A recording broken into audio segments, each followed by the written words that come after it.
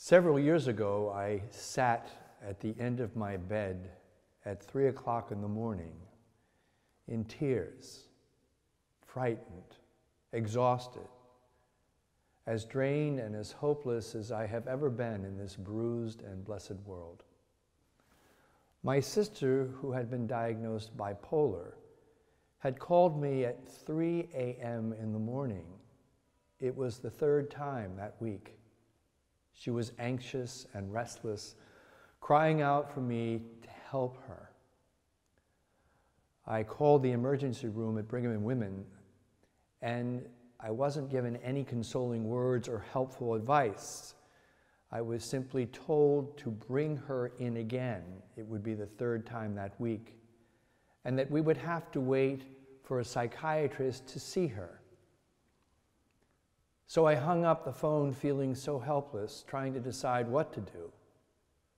I got out of bed and I sat in my armchair and I began to pray the rosary.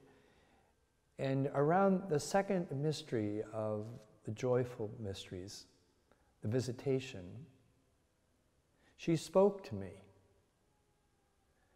She spoke to me. I know it was Mary. I have no words with which to tell you how sure I am that it was Mary. Trust me. Let it go, she said.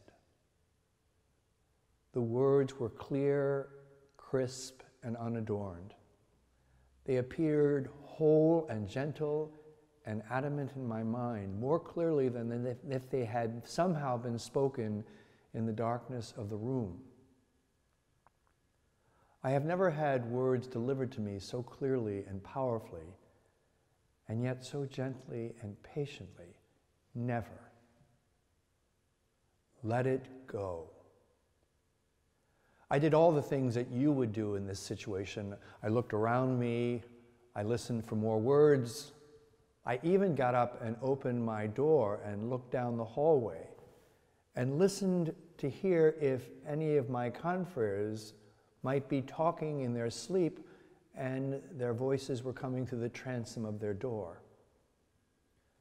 I waited for her to say something more. She never spoke again. But those words hung, sizzling in my mind for a long time and then slowly faded.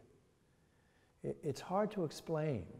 It's like they were lit and then the power slowly ebbed. Let it go. Mary knew how close I was to utter despair, to a sort of madness, to a country in which many sweet and holy things would be broken.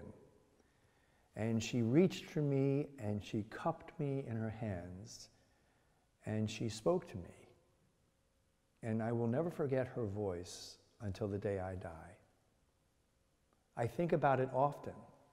I hold those words close and I turn them over and over and I look at them in every light and from every angle. Now, for more than a year, I told no one about this, not even my confreres, whom I love dearly and who have hearts bigger than a star. But then one day I told two friends, and I told them because they told me that they too had been spoken to in moments of great darkness. I suddenly realized I was not the only favored one, that now there were three of us who had been consoled. And I realize now there must be millions of us, maybe even billions. You know, we say a great deal about Mary, the Mother of God. We speak of her in Mass, in schools, in magazines, in newspapers, in newsletters, and bulletins, in seminaries and on the street, in colleges and on websites. And yet we know so little of the one whom we speak. All we know is just a handful of stories from 2,000 years ago, just shreds, tattered threads, from what must have been, even then, an unimaginable fabric.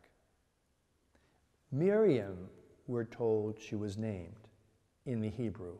And she lived, married, bore Christ, endured, wept over his dying corpse, who died. And when she died, her body rose into heaven and vanished from our earthly view. But I'm telling you that she spoke to me one winter night here in Boston, and her words, they're burned in my heart, as if she reached down with a finger like a sweet razor and traced them there at 3 in the morning. And I cannot explain how her words changed everything, and how there was the first part of my life, and now there is the part after she spoke to me. Let it go. And I did. And when I did, suddenly I felt this peace. And I kept saying to myself the words of a famous mystic in the 14th century, Julian of Norwich: all will be well. All will be very well. In the car with my sister on the way to the hospital and the emergency room that morning, I took her hand and I said, Margaret, trust me, all will be well today. You know, it's amazing, don't you think, when you let go and you let God? I mean, 1 minute you're bound in chains, and the next minute it seems as though you have wings. We say a great deal about the Mother of God, and yet, as I mentioned, we know nothing of whom we speak. But this is what I want to say to you. She knows. She knows you, and she knows me. Trust me when I say that I know this to be true. Whatever else you hear, whatever else you may read, whatever happens in your life, whatever way your heart is elevated or bruised, remember this: let it go. Let it be, and all will be well.